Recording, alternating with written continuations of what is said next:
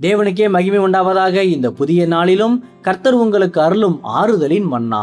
நான் உன்னோடு கூடவே இருந்து சத்துருக்களின் போராட்டங்களிலிருந்து உன்னை முற்றிலுமாக விடுவித்து மாபெரும் சாட்சியாக உயர்த்துவேன். எரேமியா 1:19. உன்னை ரட்சிக்கும்படிக்கு நான் உன்னுடனே இருக்கிறேன் என்று கர்த்தர் சொல்லுகிறார்.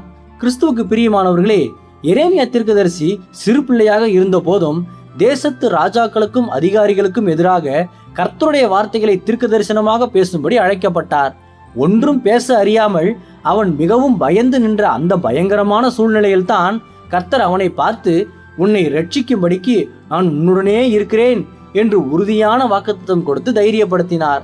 அதுபோல இன்று சத்துருக்கள் வெள்ளம் போல உங்களுக்கு எதிராக வந்தாலும் சர்வ வல்லமையுள்ள தேவன் தாமே முன்னின்று உங்களுக்காக வழக்காடி மாபெரும் ஜெயத்தை நிச்சயமாக தருவார். இப்படி கர்த்தர் எப்பொழுதும் உங்களுடன் கூடவே இருப்பதனால் இந்த உலகத்தில் எந்த ஒரு ஆயுதமும் உங்களுக்கு எதிராக ஒருபோதும் வாய்க்காதபடி அவரே காத்து கொள்வார்.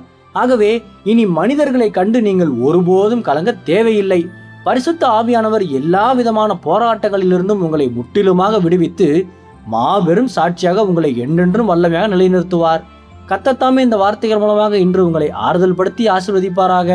ஆமேன். அல்லேலூயா. ஜெபிப்போம். என் அன்புள்ள பரிசுத்த பரலோக பிதாவே, இந்த புதிய நாளுக்காக உமக்கு ஸ்தோத்திரம். ரட்சிக்கும் ஆவியானவரே, எனக்கு எதிரான சத்துருக்களின் எல்லா போராட்டங்களிலிருந்தும் என்னை முற்றிலுமாக விடுவித்து என்னுடனே கூடவே இருந்து மாபெரும் சாட்சியாக நிலைநிறுத்தி அருளும். இன்று பிறந்த நாள், திருமண நாள் கொண்டாடும் உமது பிள்ளைகளின் இந்த புதிய ஆண்டை உமது நன்மை கிருபையால் முடிசூட்டி ஆசீர்வதியும். பிதாவே, இயேசுவின் வருகையில் நான் அவரோடு எடுத்துக்கொள்ளப்படும்படி என்னை தகுதிப்படுத்தும், தயார்படுத்தும். இயேசுவின் நாமத்தில் ஜெபிக்கிற நீங்கள் நல்ல பிதாவே. ஆமேன். மாரநாதா.